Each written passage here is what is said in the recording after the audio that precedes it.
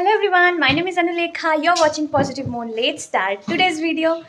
তো এখন বাজে বিকাল 5টা আর আজকে হচ্ছে 24শে মার্চ বিকাল 5টা আর এখন আমরা ইছাপুরের বাড়ি থেকে বেরোচ্ছি আমার শ্বশুরের বাড়িতে যাওয়ার জন্য, যেটা হচ্ছে বাঁকুড়া মালিয়ারা। তো আমরা ধরবো ইন্টারসিটি ট্রেন ফ্রম ব্যারাকপুর। ছাড়ে ওটা, ট্রেনটা ছাড়ে শিয়ালদা থেকে, কিন্তু আমরা ব্যারাকপুর থেকে ধরবো। চলো যেতে যেতে পুরো ট্রেনের ডিটেলস এবং বাকি সব কিছু তোমাদেরকে ভিডিওতে দেখাতে থাকবো। তো কিপ ওয়াচিং দ্য ব্লগ।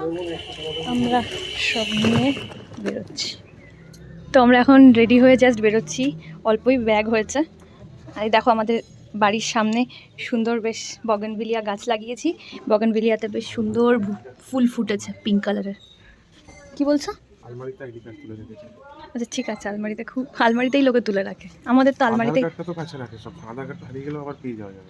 আচ্ছা ঠিক আছে। তো একটা টিপস ফ্রম রাতুল, যখনই আমরা বাইরে বেরোই এবং আমাদের ট্রাভেল করার ব্যাপার থাকে, সবসময় নিজের আইডি কার্ড ক্যারি করা উচিত। আমিও ভুলে যাই, মাও ভুলে গেছে, তো ওই আর কি আইডি কার্ড আনতে গেছে মা। তো রাতুলের তরফ থেকে এটা তোমাদের সবাইকে একটা বোনাস টিপ। এরপর আমরা বাড়ি থেকে বেরিয়েই টোটো ধরে চললাম ব্যারাকপুরের দিকে। ব্যারাকপুর স্টেশনে কিন্তু 3 নম্বর প্ল্যাটফর্মে ইন্টারসিটি এক্সপ্রেস ম্যাক্সিমাম টাইমে দেয়, সেজন্য আমরা ওভারব্রিজে খানিকক্ষণ দাঁড়িয়ে থাকলাম এবং অ্যানাউন্সমেন্ট হতেই আমরা চলে গিয়েছিলাম 3 নম্বর স্টেশনে। চলো এবার জেনে নেওয়া যাক ট্রেনটির ব্যাপারে কিছু তথ্য। ইন্টারসিটি ট্রেনটি রবিবার বাদে প্রতিদিন চলে। 12383 আপ শিয়ালদা আসানসোল সুপারফাস্ট ইন্টারসিটিতে 2টো সংরক্ষিত কামরা আছে। তার মধ্যে একটা সেকেন্ড সিটিং, যার ভাড়া 120 টাকা প্রতিজনে শিয়ালদা টু আসানসোল। আরেকটি থার্ড এসি, যার ভাড়া 550 টাকা প্রতিজনে শিয়ালদা টু আসানসোল। ট্রেনটি বিকাল 5টা 10 মিনিটে শিয়ালদা থেকে ছাড়ে এবং আসানসোলে পৌঁছায় রাত 9টা 10 মিনিটে। আর এর সাথে বলে রাখি, 12384 down Asansol Sealdah superfast intercity ট্রেনটি আসানসোল থেকে ছাড়ে সকাল 6টা 40 মিনিটে এবং শিয়ালদা পৌঁছয় সকাল 10টা 15 মিনিট। আমরা রিজার্ভেশন নিয়েছিলাম থার্ড এসি কামরায়, আর সেই মতো আমরা উঠে পড়েছিলাম ট্রেনটিতে।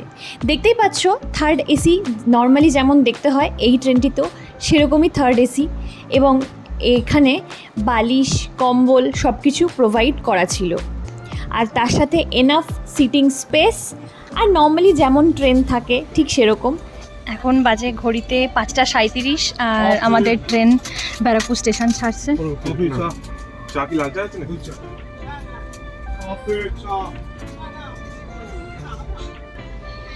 শিয়ালদা থেকে দুর্গাপুর যাওয়ার জন্য আমরা বুক করেছিলাম ইন্টারসিটি ট্রেন।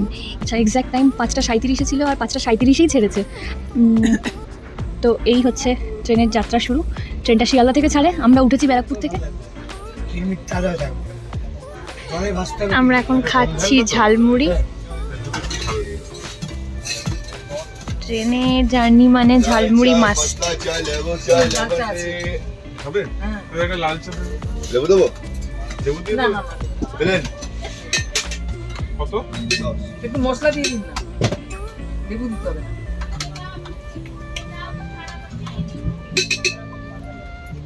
মুড়ি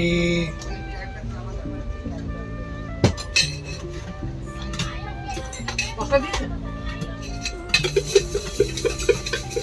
তুমি খাবে? 5টা 54 টাইম নৈহাটিতে, আর আমাদের ট্রেন ঠিক টাইমেই নৈহাটি পৌঁছে গেছে। এখন বাজে 5টা 53 আর দেখো নৈহাটি ঢুকছে। ঠিক যেমন বললাম এসে গেছে ঝালমুড়ি। এই যে ঝালমুড়ি।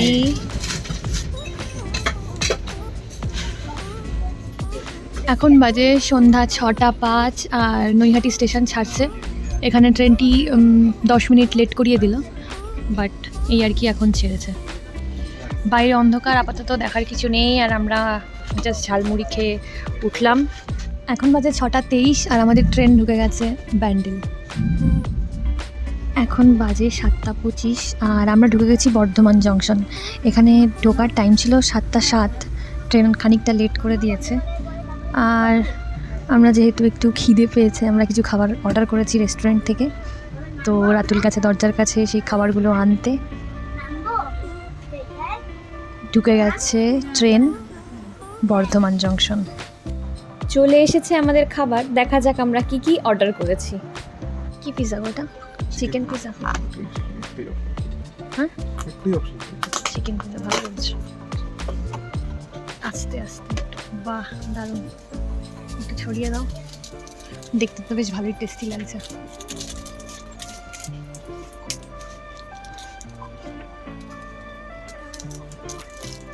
বাহ, ভালো গন্ধ বেরিয়েছে। এর থেকে ছাড়ছে বর্ধমান থেকে, ঠিক আছে। এর সাথে আমরা নিয়েছি পটেটো ভেজেস। এই যে পটেটো ভেজেস, এখানে মিউনিস দিয়েছে, জাস্ট লুকিং লাইক আ ওয়াও। কেমন টেস্ট?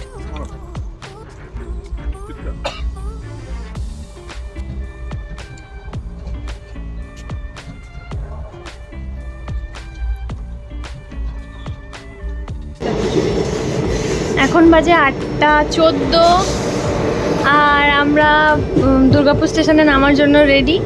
এখানে ট্রেনের টাইম 8:03, কিন্তু ট্রেনটা 10 মিনিট মতো লেট আছে। অলরেডি 8:14 বেজে গেছে, এখন দুর্গাপুর ঢুকছে।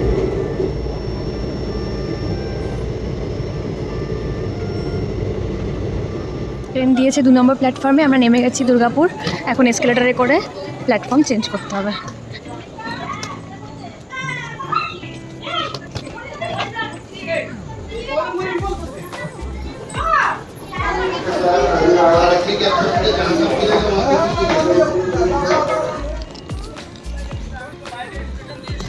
দুর্গাপুর স্টেশন থেকে বাইরে বেরিয়ে যাচ্ছি, আর আমার শ্বশুরমশাই আমাদের জন্য গাড়ি পাঠিয়ে দিয়েছে। আমরা সেই গাড়িতে করে পৌঁছাবো মালিয়ারা।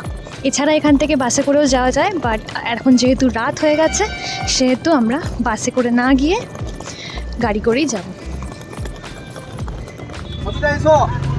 উঠে পড়েছি আমরা অটোতে, আর এই রওনা দিচ্ছি মালিয়ারার দিকে।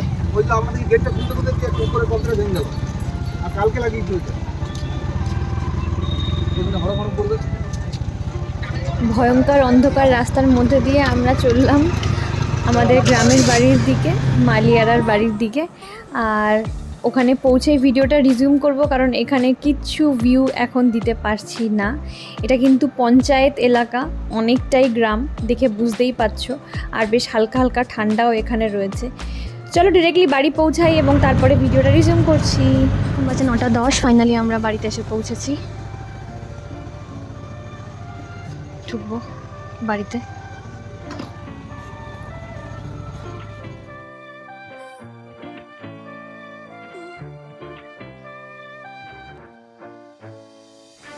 দরজা দিয়ে ঢুকেই প্রথমে যেটা আছে এটা হচ্ছে আমার শ্বশুরমশাইয়ের অফিস ছিল আগে।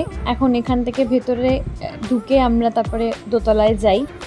আর এখানে আসলেই আমার মনে পড়ে আমার বিয়ের স্মৃতি, কারণ রাতুলের বিয়ে কিন্তু এই বাড়ি থেকেই হয়েছিল। আর সে কারণে অবভিয়াসলি বিয়ের পর আমরা এই বাড়িতেই এসেছিলাম।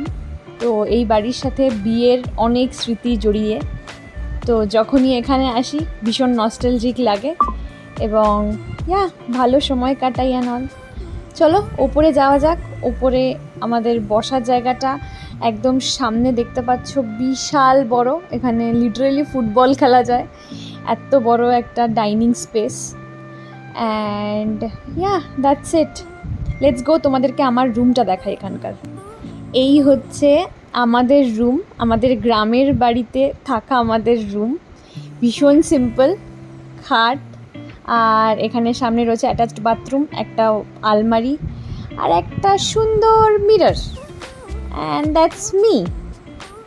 ইয়েই। মালিয়ারা থেকে আমরা পরদিন অটো বুক করে চলে গিয়েছিলাম একটা পাহাড় দেখতে, আর এই পাহাড়ের নাম হচ্ছে কোড়ো পাহাড়। প্রচলিত আছে যে অনেক মুনি ঋষি এই পাহাড়ে সাধনা করতেন, তাই এই পাহাড়কে তপবন পাহাড়ও বলা হয়। এই পাহাড়ের উপরে তৈরি হয়েছে এক আশ্রম, নাম তপবন আশ্রম। আগে থেকে বুক করে আসলে এখানে রাত কাটানোর ব্যবস্থাও করা যায়। দুর্গাপুর স্টেশন থেকে মেজিয়া রুটের যে কোনো বাস ধরলে অমরকানন বাস স্টপে নামতে হবে, তারপর অটো বা টোটো ভাড়া করে পৌঁছাতে হয় এই পাহাড়ে। মন্দিরের প্রবেশের সময় এখানে লেখা রয়েছে সকাল 8টা থেকে 11টা আর 4টে থেকে 6টা, বিকাল 4টে থেকে 6টা। এখন বাজে 4:44 আর আমরা ঢুকে পড়েছি মন্দিরের ভেতর। এখানের পরিবেশ ভীষণ শান্তিময়, চারিদিকে সবুজ গাছপালা আর মানুষের কোলাহল থেকে মুক্ত এই আশ্রমে শোনা যাচ্ছে পাখিদের কিচির মিচির ডাক। এখানে যে মুনি ঋষিরা কেন সাধনা করতেন সেই উত্তর এখানে শান্ত পরিবেশই দিয়ে দিচ্ছে। মনে হচ্ছে থেকে যাই এখানে। একটু এগোতেই চোখে পড়ল একটি ছোট্ট শিব মন্দির। তার মধ্যে প্রতিষ্ঠিত রয়েছে একটি ছোট্ট শিবলিঙ্গ। এরপরে আমরা এগিয়ে যাব বিষ্ণু মন্দিরের দিকে। পাশে খুব সুন্দর সুসজ্জিত ফুল গাছ রয়েছে। যদিও এটি ফুলের সময় নয়, তবুও বেশ সুন্দর জবা ফুল গাছ কিন্তু আমরা দেখে নিলাম। এটি হচ্ছে এখানের বিষ্ণু মন্দির, আর এটি হচ্ছে তার পাশের পরিবেশ। সুন্দর বাঁধানো উঠোন, যেখানে ধুলো লাগার কিন্তু একটু অবকাশ নেই। প্রথমে বিষ্ণু মন্দির আর এর সাথেই অবস্থিত আশ্রমটি। চলো প্রথমেই দেখে নেওয়া যাক বিষ্ণু দেবতাকে। এই হচ্ছে এখানে বিষ্ণু দেবতার মূর্তি। এই যে বিষ্ণু মন্দির আমরা দেখে এবার আমরা দুর্গা মন্দির দেখার দিকে যাচ্ছি। আর যেটা দেখতে পাচ্ছি সেটা হচ্ছে সামনে কিছু সিঁড়ি আছে। সেই সিঁড়ি ভেঙে পাহাড়ের একদম চূড়ায় হয়তো যেতে হবে। এখান থেকে আরও উপরে সিঁড়ি দিয়ে বেশ খানিকটা উঠতে হবে, আর তারপরে পাওয়া যাবে একটি দুর্গা মন্দির। দুর্গা মন্দিরে পৌঁছাতে 117টি স্টেপ আছে। সেই 117টি স্টেপ সম্পন্ন করে প্রায় 400 ফুট উপরে উঠে তারপরে অবস্থিত এই দুর্গা মন্দির। এই সিঁড়িগুলি যথেষ্ট চওড়া এবং বাঁধানো। পাশে রয়েছে সুন্দর জঙ্গল। এই জঙ্গলময় এক পরিবেশের মাঝখান থেকে আমরা উঠে যাচ্ছি দুর্গা মন্দিরের দিকে। এখানে একটু সন্ধ্যের দিকে বা বিকেলের দিকে রোদ পড়লে আসলেই ভালো, তাহলে রোদটা এড়ানো যায়। আমরা যদিও একটু দুপুর এসেছিলাম, কিন্তু দুপুরে ভিড়টা কম থাকে। রোদ পড়তেই কিন্তু এখানে ভিড় বাড়তে থাকে। তো এতটা পথ পেরিয়ে এতগুলো সিঁড়ি ভেঙে ফাইনালি পৌঁছে গেছি আমরা মেন মন্দিরে। এই সেই দুর্গা মন্দির। এখানে এসে আমরা জানতে পারি এটি হলো বাঁকুড়া জেলার দ্বিতীয় উচ্চতম পাহাড়। প্রথম শুশুনিয়া, আর দ্বিতীয় এই পাহাড়, যেটি হচ্ছে তপবন পাহাড় বা কোড়ো পাহাড়। আর এখানে সব লিপিতে সেগুলো লেখা রয়েছে। আর সামনে সুন্দর দুর্গা মন্দির। এখানে কিন্তু সানরাইজ বা সানসেট দেখতে ভীষণ ভালো লাগবে। আমরা চলে এসেছিলাম সানসেটের সময়, এবং সেই জন্য বেশ খানিকটা টাইম অপেক্ষা করে সানসেট দেখে তারপরেই এখান থেকে নেমেছিলাম। আমাদের ফটো বা সানসেটের ফটো দেখতে চাইলে আমাকে তোমরা ফলো করতে পারো ফেসবুক এবং ইনস্টাগ্রামে। লিঙ্ক কিন্তু ডেসক্রিপশন বক্সে দেওয়া রয়েছে। আর এই হলো দুর্গা প্রতিমার মূর্তি, যেটি এখানে প্রতিষ্ঠিত রয়েছে।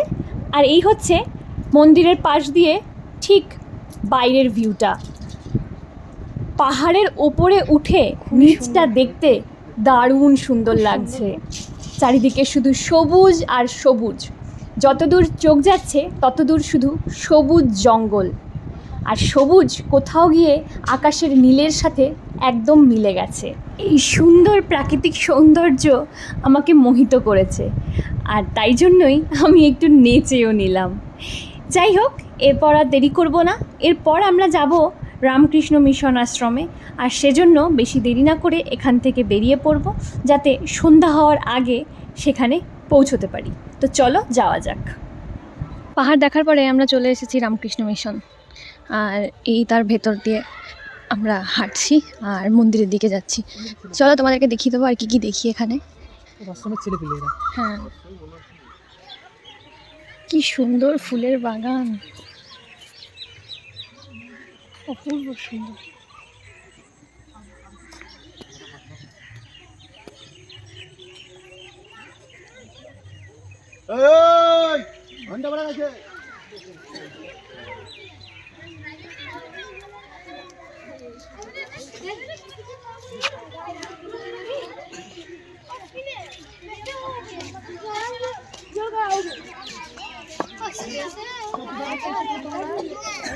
এই রামকৃষ্ণ মিশনে অনেক ছেলেরা থাকে। এখানে থেকে পড়াশুনো করার ব্যবস্থা রয়েছে। আর আমরা একটু বাগান ঘুরে দেখার পর এখানের সন্ধ্যার প্রার্থনায় যোগ দিয়েছিলাম। আর সেই প্রার্থনা কিন্তু মনকে আরোই শান্ত করে দেয়। সেখানকার ভিডিও নিতে পারিনি, কিন্তু যেই নিয়ম এবং শৃঙ্খলার মধ্যে দিয়ে সব ছেলেরা সেখানে বসে বেশ ধুতি পরে গান গাইছিল এবং প্রার্থনা করছিল, সে দৃশ্য অভূতপূর্ব। এই এক্সপিরিয়েন্স, এই অভিজ্ঞতা আমার মনের মণিকোঠায় সর্বদা রয়ে যাবে।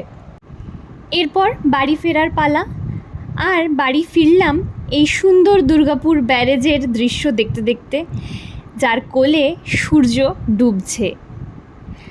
আজকের ব্লগটা এখানেই শেষ করছি। ব্লগটা ভালো লেগে থাকলে do not forget to subscribe my channel, hit on the like button, to comment and let me know what do you want to see from me, and share my video with your friends. That's all for today. I'll be back soon with a new video, with a new content. Till then, be happy, keep smiling, and keep loving. Bye.